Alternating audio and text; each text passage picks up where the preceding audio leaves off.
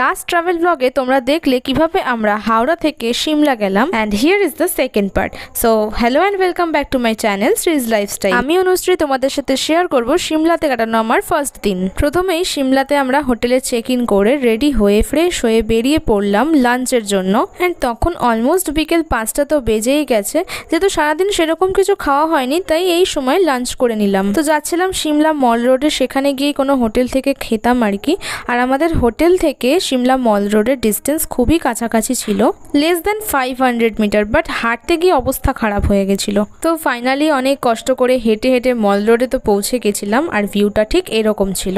শীতকালে বিকেল 5টার সময়ও কত আলো, আর আমাদের এখানে 4টে বাজলেই অন্ধকার হয়ে যায়। তো মল রোডে আমার বরের কতগুলো ছবি তুলে দিলাম, দেন লাঞ্চ করে হোটেলে চলে গেলাম। দেন সন্ধ্যে রাত্রে অলমোস্ট 8টা তখন বেজেই গেছে। ঘুম থেকে উঠে এসে একটু মল রোডে এসেছি হাঁটতে। এত জার্নি করার পর প্রথম দিনটা আমরা শুধু সিমলা মল রোড ঘুরেই কাটিয়েছি। অ্যান্ড পরের দিন থেকে স্টার্ট হলো আমাদের আসল জার্নি।